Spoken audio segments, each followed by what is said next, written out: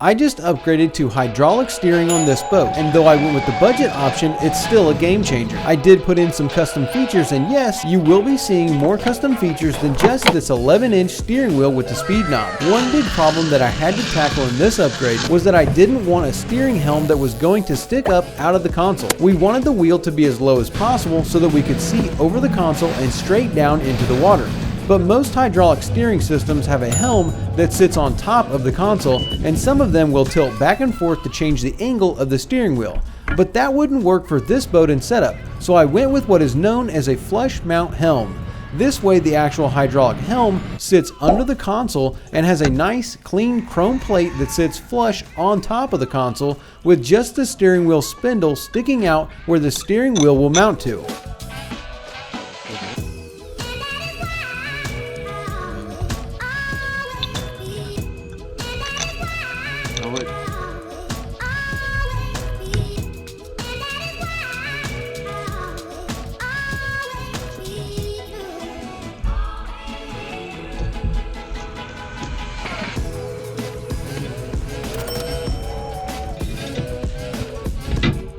Okay, we've got our helm in. Now that our helm's in, we've already also got our steering cylinder with the hoses ran through the rigging tube, and we don't have them up yet. They're just down in here. That's the hole that we got to run everything through. So I'm gonna stick the 14 pin and the control cables through there first, and then I'll stick the steering hoses in second, and then we'll stick the steering hoses up here. I've also got the little thing, which is this thing here, for the fill of the steering, because I went with the flush mount just to make this look nice and clean. With that flush mount, in order to fill it, there's going to be a little hose to that attachment. I'm going to either stick it here or on the other side by the control box. I'm not sure yet. I want to mount the control box first. Once that's mounted, I'll be able to see where exactly I want to stick that.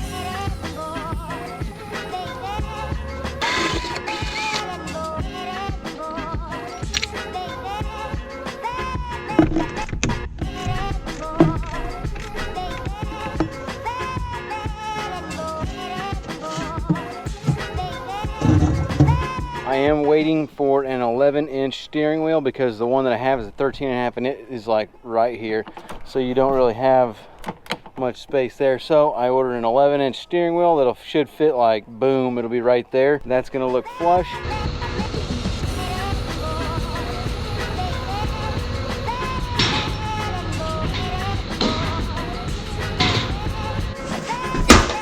Are you kidding me? I want to show you something that's pretty cool. So on these steering cylinders here, you got older stuff, new stuff, that's pretty dirty in there. Look in here, take the cap thing off. You look in there, you can see, well, it's kind of hard to see, but see, there's a bunch of junk in there, really. The easiest way that I found to clean that out real quick is we just got to take a 5/8 drill bit, just a long one, or you can do a shorter one. Shorter ones, you kind of push stuff this way, and then you push this stuff back, so there's kind of stuff stuck in the middle, but you can always blow it out. But get yourself a long one, we'll put it on a drill bit and just send it through, and that will clean everything out really quickly.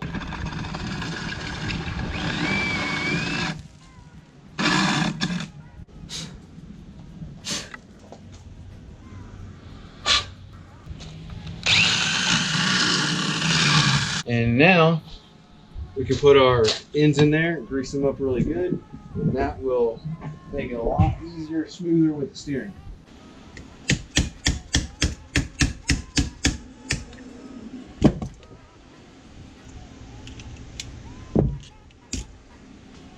Nope, Aaron's not here.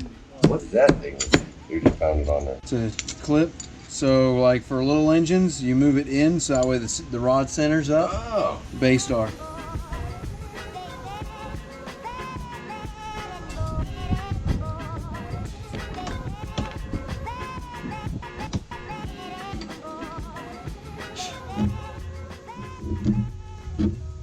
Issues that I've got going on with the steering cylinder. The old bracket that was here wasn't gonna work with this steering cylinder. And yeah, this does look a little goofy, but it does work. So what I've done is actually found this bracket that it kind of goes to a 2-stroke 25. We flip this thing upside down where it's sticking like this, and then we've attached this on here. It does go back and forth without hitting these Zerk fittings for the grease. This has also gotten bolted down and good. It also goes back and forth 100% without binding here on the nut. But right now, one problem that I'm working on is that this hose here is a busted O-ring. So what I'm going to do, I pick that O-ring out of there, and then we'll go find a new O-ring to stick in there, and then we can stick that back on the engine.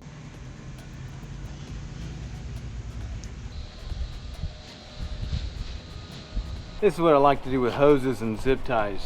So you got two hoses here and you want to put them together, but you really don't want them rubbing together. So what I'll do is I'm going to take a zip tie and I'm going to go around them, and then I'm going to take another zip tie and go in between them, and that'll hold them together like this. I got these two zip tied like that. Got this one here in between them. Just tighten that up like this, and then you can tighten this one up. And boom, you got a nice little thing like that to hold them together. Nice. And then we'll just go around down the line, keeps them together, keeps them separate, keeps them from rubbing.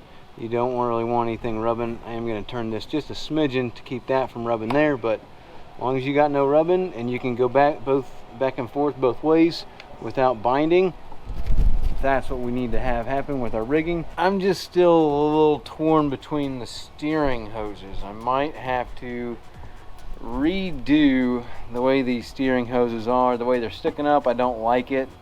It looks pretty stupid. So I'm thinking if I can shove them down. I just don't know.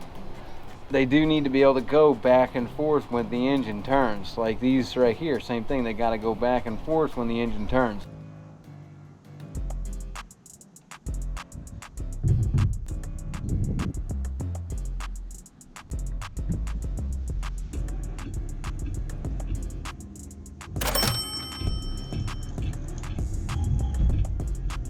Yeah, I got my nice steering wheel up here. I love the way this thing looks. Now, up here, I do need to put this one last fitting for our steering onto here, this thing right here.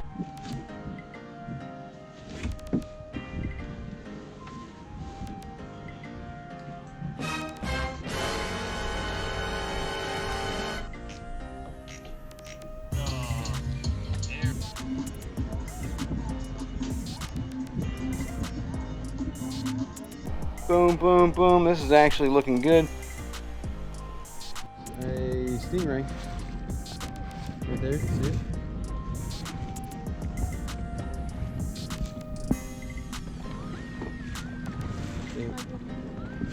I'm just gonna try and make it up here into the same spot.